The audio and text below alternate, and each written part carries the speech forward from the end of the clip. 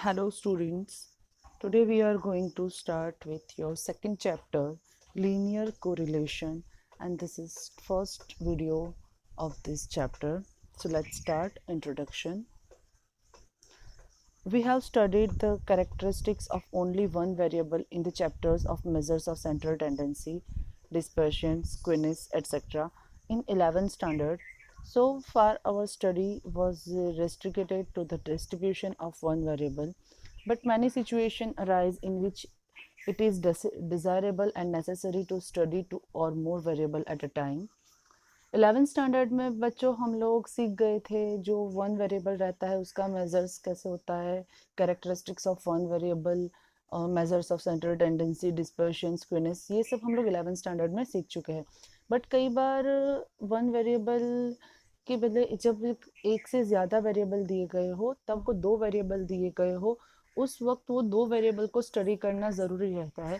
For example, if we study the yearly sale of product of a company, we would also like to know its profit as form that we can find the nature and degree of relation between these two variable, sale of product and profit. कई अगर हम लोग कोई company के selling के detail ले रहे हैं, उसके बारे में बात कर रहे हो, हमको जानना हो कि किसी कंपनी के प्रोडक्ट का कितना सेल हो रहा है, तो हम लोग उसके साथ तो वो भी जानना चाहेंगे कि उसके लिए प्रॉफिट कितना हो रहा है, कितना सेल हो रहा है. अगर हम ये जानेंगे तो हमको ये भी जानना होगा कि उसके रिलेटेड उसको प्रॉफिट कितना हो रहा है. तो यहाँ पे सेल ऑफ प्रोडक्ट और प्रॉफिट, ये दो के बीच क्या रिलेशन है हम लोगों को वो जानना होता है. The yearly rainfall and yield of rice in some region, price and demand for an item, income and expenditure of a family, height of father and height of his son, age of husband and age of his wife, etc. are some example where see the relation between paired variable. यहाँ पे कुछ example है कि rainfall and yield of rice है, price and demand है, father and सन की height है. ये सब दो ऐसे वेरिएबल है जो पेयर्ड वेरिएबल कहा जाता है, जिसका बीच क्या और कैसा रिलेशन है वो हम समझ सकते हैं. Similarly we across many situation in which two variables are related. ऐसे बहुत सारी सिचुएशंस होती है जिसमें हम लोगों को ये रिलेशन देखना होता है. Meaning of linear correlation. Let us first understand the meaning of correlation. We know that in many situations, simultaneous changes are in the value of two variables. The simultaneous changes in the values of two variables are mainly due to the following reasons. जब कोई भी दो variable की value में same changes आता है, साथ में चेंजेस आता है, दोनों वेरिएबल में एक साथ जब चेंजेस आता है, तो वो दो रीजन से होता है. Number one, this is a cause effect relation between two variables, वो दोनों वेरिएबल के बीच में कोज इफेक्ट रिलेशनशिप हो, या फिर the value of two variable change due to the effect of some other factor, या वो दो वेरिएबल में जो चेंजेस होता है वो अदर फैक्टर, थर्ड फैक्टर की इफेक्ट से भी हो सकता है. सो फर्स्ट हम लोग समझते हैं cause effect relation. There is a cause-effect relation between two variables. In case of yearly rainfall and yield of rise of a region, usually in rainfall increase, yield of rise also increase, and if rainfall decrease, yield of rise also decrease. So rainfall is a cause and yield of rise is an effect. अगर rainfall और rise of yield of rise की हम लोग बात करें, तो हमें पता है बारिश बढ़ेगा तो बारिश ज़्यादा होगा, तो यील्ड ऑफ राइस भी अच्छे होंगे, अच्छा होगा. और अगर बारिश कम होगा तो राइस का प्रोडक्शन भी कैसा हो जाएगा, कम हो जाएगा. तो यहाँ पे जो रेनफॉल है वो कोज है और यील्ड ऑफ राइस है वो इफेक्ट है. क्यों? यील्ड ऑफ राइस, राइस का प्रोडक्शन अगर हम देखें तो वो कैसे होगा, कि कब होगा, जब बारिश होगी. वो बारिश पे डिपेंड रखता है. अगर बारिश होगी तो उसका प्रोडक्शन होगा, अगर बारिश अच्छी होगी तो प्रोडक्शन अच्छा होगा, बारिश कम होगी तो प्रोडक्शन कम होगा. तो यहाँ पे कोज क्या हो जाएगा, आपका जो रेनफॉल है वो, और उसकी इफेक्ट से राइस में, उसकी इफेक्ट राइस पर होगी, इसलिए यील्ड ऑफ राइस क्या होगा, आपका effect. Similarly, when the income of a person remains more or less same, if his expenditure increase, saving decrease, and if his expenditure decrease, saving increase. So expenditure is a cause here, saving is the effect.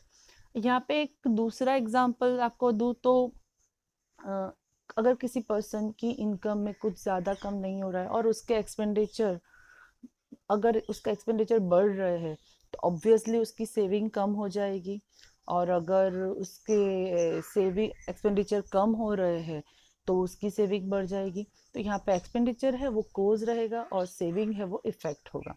The change in two variables in the above two example indicate the cause-effect relationship. The value of two variable change due to the effect of some other factor. दो variable की value में changes होता है, but other factor की वजह से, वो दोनों की वजह से नहीं बट थर्ड अदर फैक्टर की वजह से उन लोग आगे के दो वेरिएबल की वैल्यू चेंज होती है। In case of sale of raincoats and sale of rain shoes, the values of both the variable increase in monsoon. There is no direct cause-effect relation here between two variables, but the changes in the sale of raincoat and rain shoes are observed due to the presence of the third variable, namely monsoon. This is an example of indirect cause-effect relation.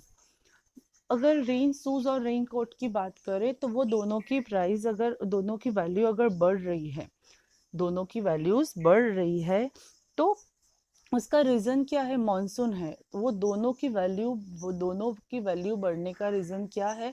Monsoon है। अब monsoon की season में ही वो दोनों की value रहेगी, जैसे monsoon की सीज़न जाएगी तो वो दोनों की वैल्यू कम हो जाएगी।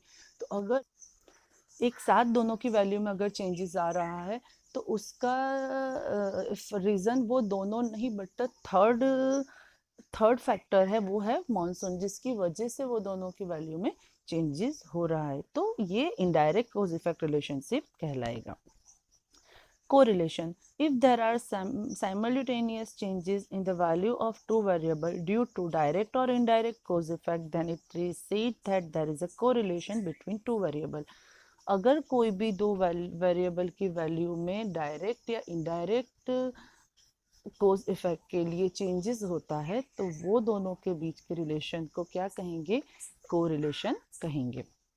Linear correlation. The correlation is said to be linear correlation if the points plotted on the graph paper corresponding to ordered pairs of the value of two correlated variables are on a line or nearer to the line. Linear correlation किसे कहेंगे? कि जब आप graph paper पे ये दोनों की value को बनाओगे तो उस वक्त जो दोनों वैल्यू की पैर रहेगी वो अगर लाइन में होगी या फिर लाइन के नियर हो तो उसे हम लीनियर कोरिलेशन कहेंगे। There are mainly two types of correlation, positive correlation and negative correlation. So first देखते हैं positive correlation. When the changes in the values of two correlated variables are in the same direction, the correlation between them is said to be positive. अगर कोई value में कोई भी variable की, दो variable की वैल्यू में एक साथ सेम डायरेक्शन में चेंजेस होता है, यानी कि एक की अगर एक इंक्रीज होता है तो उसके साथ में जो दूसरा वेरिएबल है वो भी इंक्रीज हो रहा है, तो वो कहेंगे पॉजिटिव कोरिलेशन। दोनों या फिर कम हो रहा है तो दूसरा वेरिएबल की वैल्यू भी कम हो रही है, तो इसे हम लोग कहेंगे पॉजिटिव कोरिलेशन। दोनों में एक साथ एक जैसा सेम डायरेक्शन में दोनों में चेंजेस हो तो वो है positive correlation. Negative correlation, when the changes in the value of correlated variable are in opposite direction, the correlation between them is said to be negative. अगर कोई वैल्यू एक वेरिएबल की वैल्यू इंक्रीज हो रही है तो उसके साथ दूसरे वेरिएबल की वैल्यू डिक्रीज हो रही हो, यानी कि दोनों के चेंजेस अपोजिट डायरेक्शन में हो, तो उसे हम लोग नेगेटिव कोरिलेशन कहेंगे। फॉर एग्जांपल यहाँ पे दिया हुआ है minimum day temperature and sale of woollen, expenditure and saving, ये बेस्ट एग्जांपल है, समझने में भी आसान है। अगर हम लोगों का एक्सपेंडिचर बढ़ जाएगा तो उसके अपोज में हम दूसरा वेरिएबल हमारा सेविंग है, तो सेविंग में क्या होगा? डिक्रीज होगा। एक इंक्रीज हो, एक्सपेंडिचर बढ़ रहे हैं तो सेविंग ऑब्वियसली हमारे कम हो जाएगी। ओके, तो एक बढ़ रहा है दूसरा कम हो रहा है, तो ये क्या कहलाएगा? Negative correlation. Coefficient of correlation. The measures of the strength of a linear correlation between two variables is called the correlation coefficient. It is denoted by R. The correlation coefficient is a numerical measures of correlation which shows the strength or degree of linear correlation between two correlated variables. This measure was suggested by Carl Pearson. The measures of strength of linear correlation. दो variable के बीच में कैसा relation है, कैसी strength है, कितना major है, ये हम लोगों को पता चलेगा कोएफिशिएंट ऑफ कोरिलेशन से. उसे हम लोग कोरिलेशन ऑफ कोएफिशिएंट कहेंगे और इसे हम लोग आर से डिनोट करते हैं. The correlation of coefficient is numerical measure. ये एक न्यूमेरिकल मेजर है और ये हमें सबसे पहले सजेस्ट किसने किया था? कार्ल पियर्सन ने. Method of studying correlation. Correlation study की 3 मेथड है. First scatter diagram method, second Karl Pearson method and third Spearman's rank correlation method. सबसे पहले हम देखते हैं scatter diagram method. This is the simple method of diagrammatic representation of two related variables to find the nature of correlation. This is most widely used method for determining the nature of correlation. Moreover, it is also some idea about the strength of correlation between two variables. Scatter diagram method एक बहुत ही आसान method है जिससे हम लोग कोई भी दो वैल्यू के बीच में कैसा रिलेशन है वो जान सकते हैं. और ये बहुत ही सिंपल मेथड है हम लोगों को ये जानने के लिए कि कोई भी दो वैल्यू है उसके बीच में कैसा रिलेशन है, दो वेरिएबल है उनके बीच में क्या और कैसा रिलेशन है वो हम इजीली जान सकते हैं. First, perfect positive correlation. If all the points of scatter diagram lie on a one line and if the line is going in the upward direction from the left to right, then it shows the perfect positive correlation between two variable x and y. अगर कोई दो variable है x और y और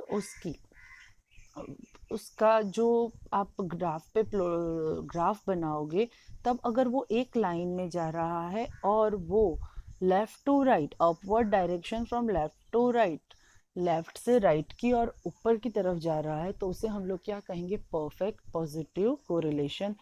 जब आपका perfect positive correlation होगा तब आपको r की वैल्यू 1 मिलेगी. Okay. Next, partial positive correlation. If all the points of scatter diagram are not on one line but lie around a line which is going in upward direction from left to right, then it indicates that there is a partial positive correlation between two variable x and y. जब आपका दो variable की values है आपके पास और वो एक line में नहीं है बट लाइन के नियरर है और left to right, upward direction में लेफ़्ट टू राइट जा रहा है, लाइन में नहीं है बट लाइन के नियर है, तो उसे आप क्या कहेंगे? Partial positive correlation. ऐसे ही perfect negative correlation.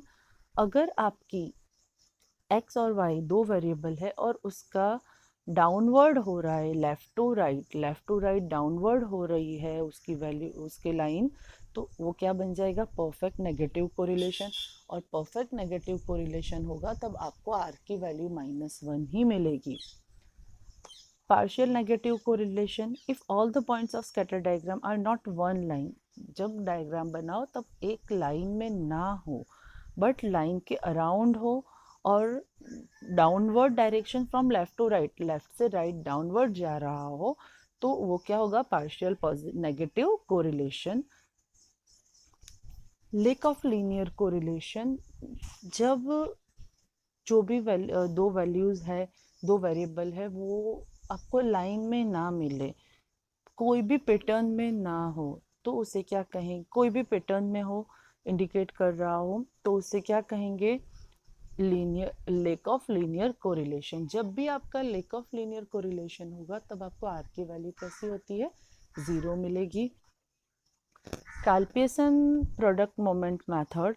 We have already seen that the numerical measure of correlation which shows the strength of correlation between two variables is known as a correlation coefficient. Since this correlation coefficient was first suggested by statistician Carl Pearson, it is also known as a Pearson correlation coefficient or product moment coefficient. It is denoted by R. Karl Pearson की product moment method है, इसे हम लोग Karl Pearson method भी कहेंगे। यहाँ पे दोनों के बीच में, दोनों वेरिएबल के बीच में कैसा कोरिलेशन है वो हम लोगों को पता चलता है, और इसे हम लोग प्रोडक्ट मोमेंट कोफिशिएंट भी कहेंगे और इसे आर से डिनोट किया जाएगा। assumption of Karl Pearson correlation coefficient. Karl Pearson correlation coefficient के कुछ assumption है, दो assumption है। There is a linear relationship between two variables. Karl Pearson क्या कहते हैं, वो दोनों के बीच में, दोनों वेरिएबल के बीच में लीनियर रिलेशनशिप होना ज़रूरी है। And second, there is a cause effect relationship between two variables. Correlation is meaningless if there is no such relation. और वो दोनों वेरिएबल के बीच कॉज इफेक्ट रिलेशनशिप होना ज़रूरी है। अगर उन लोगों के बीच कॉज इफेक्ट रिलेशनशिप नहीं है तो correlation is meaningless. If there is no such, अगर कोई भी रिलेशन नहीं है तो वो कोरिलेशन मीनिंगलेस हो जाएगा। Properties of correlation coefficient. The values of correlation The value of correlation coefficient lies in the interval -1 to 1.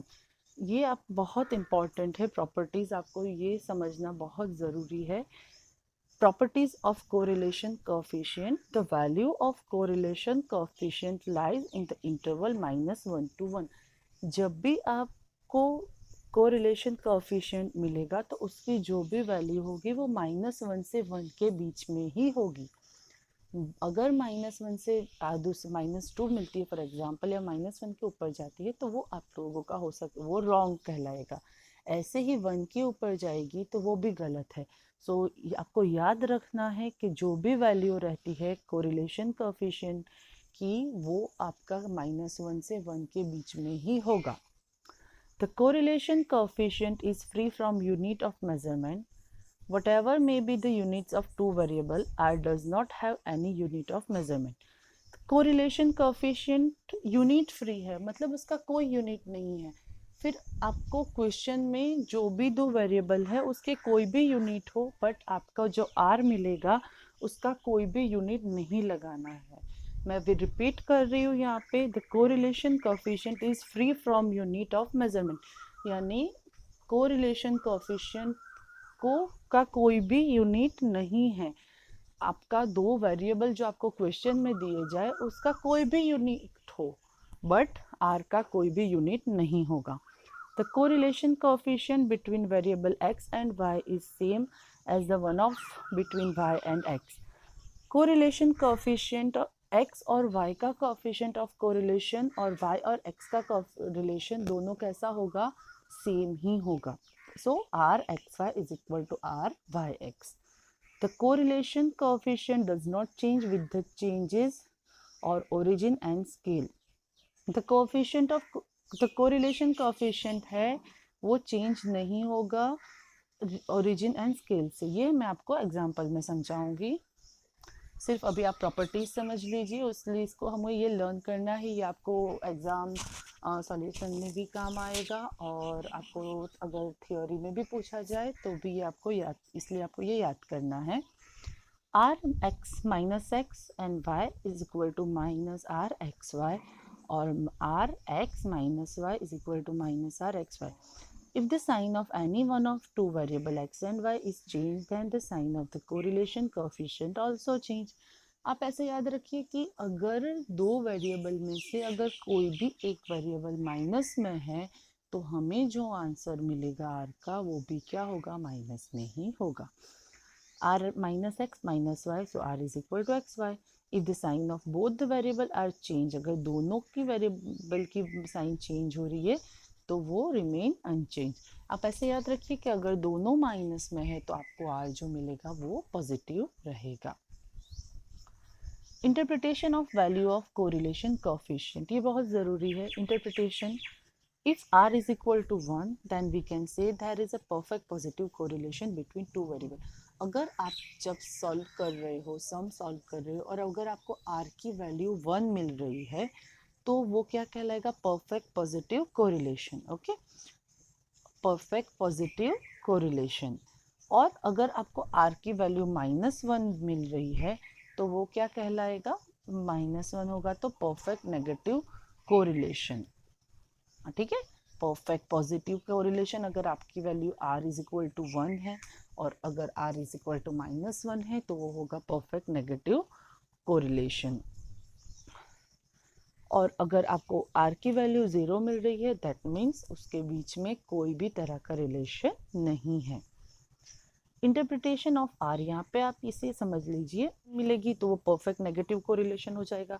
अगर आपको आर की वैल्यू प्लस पॉजिटिव मिलेगी तो वो परफेक्ट पॉजिटिव कोरिलेशन हो जाएगा। बट अगर आपको ऐसा हो कि -1 और 0 के बीच में हो और नियरर 1 हो, ओके, तो वो पार्शियल होगा, high degree of negative correlation होगा। अगर आपको जो वैल्यू मिल रही है वो नियरर 1 हो, -1 हो, ठीक है, -1 के करीब में हो तो वो हाई डिग्री और नेगेटिव कोरिलेशन होगा। अगर ऐसे ही 0 के नियर में मिलेगी आपको तो वो हाई डिग्री लो डिग्री रिलेशन होगा। ठीक है, अगर ऐसे ही हम लोग देखें तो वो वेरिएबल की वैल्यूज है आर है आपको, वो 0 और 1 के बीच में मिलेगा। तो अगर नियरर 1 होगा तो परफेक्ट पॉजिटिव कोरिलेशन कहलाएगा। बट अगर 0 के नियर में होगा तो वो लो डिग्री ऑफ पॉजिटिव कोरिलेशन कहलाएगा। और अगर एग्जैक्ट 0 मिलेगा तो वो लैक ऑफ लीनियर कोरिलेशन कहलाएगा।